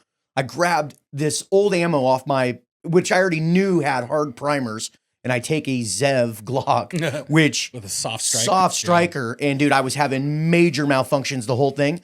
Every time I'd have a malfunction, my brain would go somewhere else. I'd fix the malfunction under time and then forgot where I was at and then missed targets. And I'm like, dude. And they're like, well, you just missed that one. You missed that one. It's like, yeah. So it's like, it's a mental game as much as it is a shooting. Then you got to watch the guy after you who's really good. Yeah. And it's like, shit. I love what I do. Dude, too. I'm so excited to watch the pros come out for Area 1. To watch people go. JJ Rakaz is going to be there. Maybe I'll just come for and here? watch. Yeah, Area 1's it's actually the same day as range day. I know. I wanted to be a spot. I wanted to somehow get a booth it's out that there. Saturday, but I'm leaving range day and going straight to the match. Oh, like what time's the match at? Like whenever range day ends, like I'm not even lingering. We're loading up and going because like a few of like people that I know in the industry that are like really high level shooters are going to be there, and I want to talk to them. I might try to get out there too. But then it's watching the award ceremony and seeing who wins and blah blah blah blah. Wasn't it Friday, Saturday, Sunday? Well, I'm shooting it Thursday, Friday, so it's 2 days. I'm shooting Thursday and Friday, and then the pros are shooting Saturday and Sunday. See, and I got stuff Saturday and Sunday. That's what sucks. I'll take pictures. It's sure fun to watch. I was gonna say it's so good to watch people that are really good shooting. That's like watching Trent and that other buddy, Mike Kelly Bennett. Trent will be shooting the match on Friday. Yeah. With the I'm shooting the same day as him with the employees. The staff shoot. That's it's where fun I'm to watch because he's going to be really running good, one of our booths out at. He's going to be running the Atlas booth actually. Oh, nice. Again, didn't he last year? Mm-hmm. Yeah. Need to get him sponsored by Atlas. Oh, I think he loves CZ. He does. We need to get him sponsored by CZ then. He loves CZ. I don't know how we do that. Even though you know what they say about CZ owners. I don't know. All sorts. There's always I see memes online, and it's like how CZ owners open doors, and it's like a dude bending over, like taking it or something. Like CZ owners just get shit on meme wise in the gun world, but like everyone does, so it's fine. But I always send him to Trent. I'm like, this is why you're gay. Here's the CZ. Like, this is it. You could talk about people who are really good. I think I asked Trent about this too. Last year at the Wyoming Governor's match, there was 2 guys from the Army shooting team. Yeah. There. holy shit. They fucking shoot, dude. And all Those they do guys is were- shoot. They won everything. All they Army do is marksmen. shoot. And Yeah, it's they're the infinite Army shooting ammo. team. Yeah, It's the when best you're sponsorship sponsored you by could the imagine. government. Yeah, it's But they are, infinite and ammo. talk about just nice guys. Yeah, they don't They give come a up to my fuck. booth and was talking to me. We were Yeah. talking, just super nice guys. And I watched them shoot a stage or two. Holy shit. Man, I how do was you like, get look at that him go. job? How do I you mean- enlist and be like, I want to be on Hey. the shooting team? Yeah. We'll talk about this offline, But, but I got a good story about it at a national match in Vegas. So, one shout out that we should probably clip because he's a great guy. Does anyone in here know Eric Steiner? Yeah. Range Panda. I've met him once, yes. Yeah, Great guy, another great guy. Well, he just beat out the best of the best in the entire world and won the Dragons Cup. Really? And he's just an Idaho shooter. Really? Fuck it. No, He's not just an Idaho He shooter. is This guy amazing. is a good shooter. He's a goodwill ambassador for the sport in general. Yeah. All around nice guy. And he puts a lot of money into his craft. Oh, Yeah. I mean, he's Like running this guy- hella Atlas or Infinity Infinities. guns and, Like this guy Um, puts a lot of money and time into shooting. but he's not just a good shooter. He is arguably one of the better shooters on the planet. Really? Yeah, I just he- met him in Wyoming last year. Trent introduced me to Yeah. him. What's Super his nice handle? guy. Range Panda? range, Range 2 Panda or something. Or range 2A Panda. But what's really funny is like he wears a little GoPro like Insta 360 Go on his head, and like you like listening to him compete, like listening to what he has to say while he's shooting is funny. He's not like a super skinny fit guy. He's not like fat. He's just like, a dad bod kind of. He's a And it's normal just guy. like he like literally be like maximum effort. Oh fuck! Like you can hear him just like navigating it. Yeah. But then you see the results and it's like 100%, 100%, 100%, 100%. And you're like, holy shit! Yeah. And it's his ability to he fucking doesn't think. He just goes. I'm sure there's lots going on. Well, But Eric, I thought that was if really you're cool. watching, Eric, Yeah, I don't know what he runs, but Does he live locally? I know yeah, he runs. You Yeah, know he's him? local here. He's like Meridian or Nampa. He came here once with Trent, and it was really funny because I knew Trent shot competition. I had Trent was one of our first paid customers here. He heard about it and he's like, I want to try. And he showed up, paid, introduced him. Really, we're like, what a fucking great guy. What a really nice guy. Came back a second time and brought Eric with him. And I was like, oh, okay. So my natural spiel. Do you shoot a lot? What is your experience? Do you want me to give you corrections? Do you not? I mean, you just tell me. And he's like, and Trent and him were kind of like, he shoots sometimes. Like, he's all right. He gets down. I'm and okay. shoots a Just little push play. bit. Yeah. So then I do it and I watch him. He's just like, I'm like, all right, we'll warm up with some bill drills. And he's just like, brrr. You're like, And I'm like, whoa. What just happened here? And it was kind of funny because it was like so humble and just like, yeah, I shoot and stuff. But then watching him on the screen, like problem solving and stuff, I was just like, fuck, this guy's fucking lightning fast Yeah. and But accurate. shit like that's funny. It My is. wife, same thing but different sports, is Yeah. a tremendous golfer. She was Really? like a 6 handicap, was a high school golf coach. She's incredible. We need to go golfing. We were when we first moved to Wyoming, we're at the golf course we're going to become members of. Our first day playing there, range marshal guy drives up and goes, hey, you guys are new here. Do you mind if I just give you some pointers and go a few holes with you? We're like, yeah, sure. Why not, bud? He tees off men's tee. He tees off. I tee off. Shelly goes up and sticks her tee at the men's tees. And he goes, oh, ma'am. You might not understand. Ladies' tees are right up there, those red ones. And she goes, yeah, I know. She sets her tee down, whack, and out drives both of us. He looks to me and goes, sir, from now on, I'm just going to keep my mouth shut. We became good friends with him. Yeah. He goes, I'll just That's shut another up. thing, like the golf. Like, so there's a lot of really nice golf courses here. Have you done any advertising or been invited to any of these to sponsor a hole here? One, Because Sheriff Clifford. that was huge for us in California. And not one has searched out a gun shop to put on a hole or sim shot. That's something that we should be looking into. We should all three do They're those. expensive, but we get reached out to every year for the Ada County Sheriff and Boise Police golf tournament thing that they do. Yeah, I so got we get reached invited out for to that. our Clifford school sent does me- one. Did you do it? Did you go out there to that? Like, it was like $2,000 to sponsor a hole. What? I don't Yeah, want to some of fucking them, do that. because they're for charity or they're for their campaigning events. Yeah. They get expensive. Well, plus though, like when you Well, that's sponsor a hole, bullshit. when you sponsor a hole, you get a foursome, so that covers the cart for 2 Yeah. carts. That covers all 4 of your golf fees. That's like $1,000 right there. No, No. not in Idaho. Oh. But Yeah. if I go out there, dude, I don't care to play. I'm there to. If I'm going to do the booth. I'm Yeah, there we wanna promote my talk to company. people. Oh, so yeah, I just want to golf. I don't want to talk. But no, we'll have to go golf sometime. If you just be I ready to want be to talk. I just humbled want to by talk my about wife. golfing. Do you have golf clubs? I don't, but matter of fact, Okay. we live literally on, Do you have golf clubs, Josh? we live right by Purple Sage Golf Course. Like literally, it's like we could see it from our backyard. Well, So it's like, fuck. I've been telling my wife we probably should get some clubs, just start hitting some balls. We have our own golf cart. They're not going to let our golf cart on the course. I don't you think. get frustrated when you have malfunctions, bro. You're gonna fucking Can you see him on a golf? just Glitch out. I used to golf 4 or 5 times I've a done week. that Get before, a actually. cannon I for your used to driver. have golf I clubs. golfed a lot. When I was in the car business, I had to golf. Yeah, it was too. just part of the deal. corporate world where I came from, you had to Yeah, golf. you- You were yeah. not But I getting sucked Me at it. too. But I golf for pleasure. Shelly and I, all of our vacations for years were golf vacations. We had a timeshare in Myrtle Beach. We'd go out there and play golf, go to our friends in Florida. I mean, it's just what it's all about. I golf I 4 or love 5 golf. times a week. You would think I would be a better golfer. You don't have to be good. To I think love I it. got down to an 10 or 11 handicap, which is okay, I guess. All the guys I golfed with were single digit. Yeah. Easily. See, I golf with good golfers, and they go, or like when I get a foursome I don't know, and they're like, "Oh, what's your handicap?" And I just say fully. Fully handy. What's your handicap? And I'm like, 100%. 100%. Full send. And they Yeah. all fucking laugh. I don't know where I heard that or if I made it up, but one day someone just asked me, and I was like, "Dude, fully. I am That's so a good line. See, we're I am talking so about golf. fucking handicapped, bro." I'm going to brag my wife up again. It was 2013, maybe. We were still in Wyoming. She went and did the Remax Long Drive local one there. Mhm. They had the qualifier in Sheridan.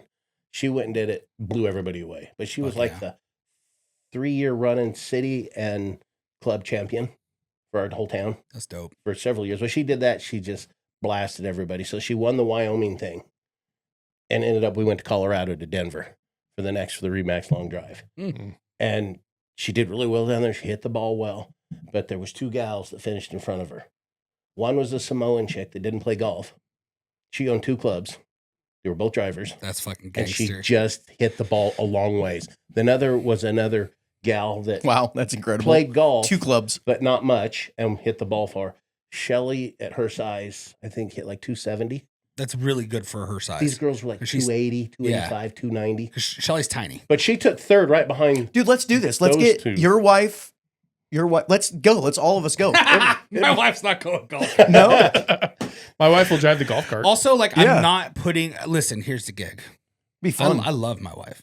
I talk very highly of her. Besides her driving, you said. Driving's pretty much it. Yeah, that's like actually the only like scary thing about her. She's an angel, and she's really not that bad. Like when she's driving the kids, I'm not like, oh god, here we go. She just. Yeah. But you will That's not 'cause be a you're not with passenger her. in the car? No, I let So her you'll- drive. I let her oh. drive sometimes, but then like I turn into a passenger seat driver. I'm just like, slow down, go. It's fucking green. Go. Like, watch out. There's a car. Like I get like that with her, which Yeah. I shouldn't because she's a grown ass woman. So I admit my faults. But there are some things that I don't want my wife to do with me, and that's to come golfing. Oh, I enjoy it. Really? I enjoy golfing with my wife. I love it. I wish we could do it more. We used to do it all the time. In the last 3 years, we've golfed 2 times. Well, your weekends are really packed. Yeah. You're always doing an event. Before we left Texas, we finally went and something we'd always wanted to do. We had custom fit ping golf clubs by a guy that works with a bunch of the pro golfers there in Houston. Fit us custom, did all the rank. It was fun. Yeah, Did anything, got all fitted, and then shit, life happens. yeah. Started opening our own business stuff, and then I went from golfing 4 or 5 times a week to once a year. Yeah. And it Maybe I would sucks. like it if I Erica wanna actually go. golfed. It's different. Like I if think. she had any interest in it, maybe I would like it. She just has no interest in it. Jordan likes to drive the golf cart. The first time we ever went, But does she wear a cute little golf outfit? I mean, she's just cute in general, so it doesn't. It's not hard. But There you go. the first time we went out, we went and played a little muni, and we're driving on the court on the cart path, and I can't remember what exactly the circumstances were that we ended up passing another group. So she gets off the cart path to drive around him and drives right over the guy's ball. I am dying best. laughing. And he's like, what the fuck? Just falling out of the cart laughing because it's like, dude, it's a beauty course. I'm like, get over yourself. It's not that serious. This is a $15 round of golf. Like, get over yourself. Yeah. It was the funniest thing ever. She's like, what? No, yeah. I mean, I'll listen. I don't know that Erica will come golfing. I don't think she like has any interest in it at all. But like, I'll go golfing with anyone anytime. And I took Friday of this week. I closed SimShots books completely till the evening because I'm going golfing. Yeah. How are you? I don't know where yet. I haven't even booked a tee time. I'm going fucking golfing though. There you go. How about I invite myself along with you? I don't even have a foursome yet. No. So Or foreskin.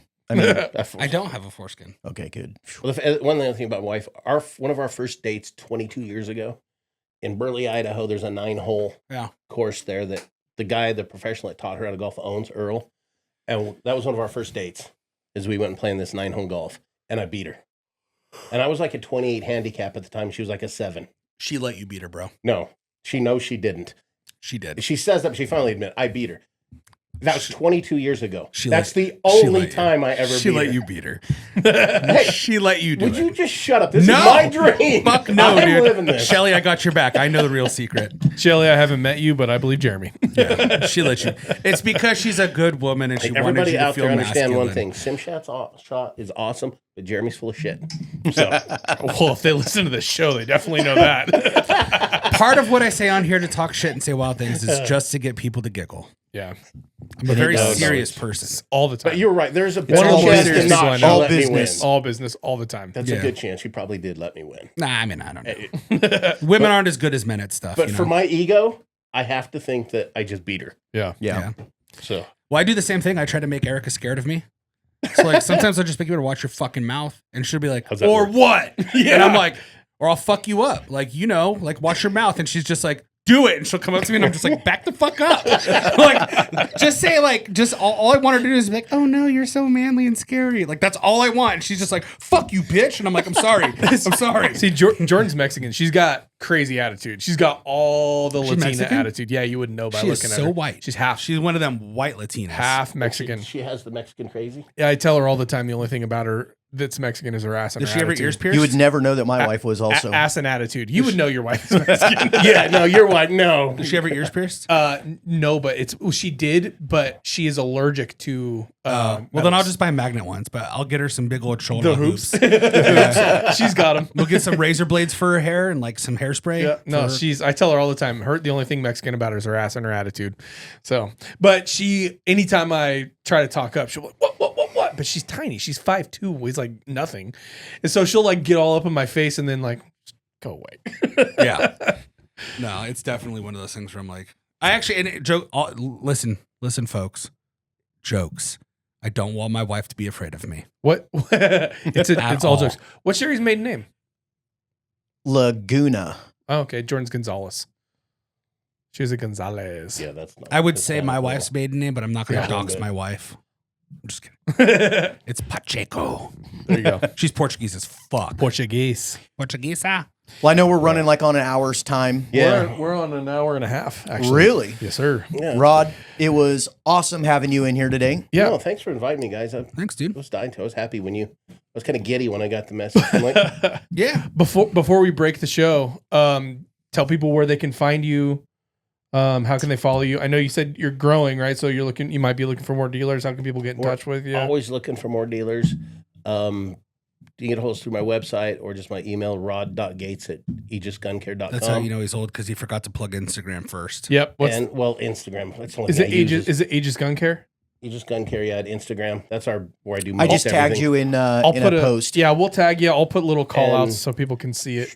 Yeah, we're looking for dealers. You can find us, buy our products online, but I'm not just saying this because you're here, but I would prefer people go buy our products at our dealers.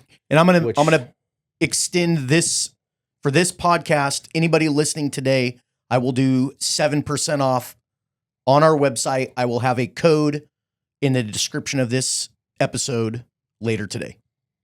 Oh well, we'll just put on the same code, right? Yeah, that's fine. Yeah, use that. Yeah, exact same code. we'll just do code no quarter. It's going to be our code for all of our all of our sponsors on shopblackrifle.com. So I'll make sure I plug it and highlight and everything. But Perfect. Yeah. Awesome. Well, thank you. No, and so it's been great. And like I said, I was real quick to say the dealers were in the valley. I can't name them all. I won't try right now, but just like 6 or 7 in the valley and everything you can go to. But I had a dealer locator on my website, but I was paying like $20 a month for it. And all of a sudden, if somebody put in, let's say, Boise Black Rifle, Yeah. it would send them to Toledo would be the directions. Mm. It went haywire. Just like go to Ohio. Maybe They are in all and- 3 of my stores. So if you're in those local areas, please go into the counter, see the guys and the gals, pick yourself up a cleaning kit, and support local. Support local. You know what you should really do though, honestly, is buy a Vector rifle and then buy an Aegis Gun Care cleaning kit. Oh, that's Boom. hand in Oh, hand. And then that'd come be- train at Then SimShot. train at SimShot. And then come train a shim shoot. Did I tell you my phone autocorrects SimShot To sim shit? Sim shit. Sim shit. So I'll just be texting and like my clients will be like, "Hey," da-da-da-da. I'm like, "Yeah, are you gonna meet at Sim shit?" And I just go, "You know what? Fuck it. I'm Just leave it. I'm just sending it at this point." No, that's cool. Everybody should. I love the shop local. Everybody should. Especially if you're here in the valley. The amazing gun world that is in this valley and manufacturers and stores is stupid amazing. Idaho Yeah. is definitely a gun state. Crazy. It is. That's you know for what's sure. here. Yep. And I meet a new one every time. Almost every show I go to, I'll run into a company. I'm like, "You guys are really from here?" And they're like, "Yeah, we're like 10 minutes away from you." I'm like, "Oh, Yeah. well, that's cool." Love it. All right, y'all. You know it. No Quarter Pod on everything. Please like, comment, subscribe. Helps us out. If you feel like it, share us with your friends, your family, your teacher, your preacher. Maybe not that one, but whatever. All right, y'all. We love you. Housekeeping. Out.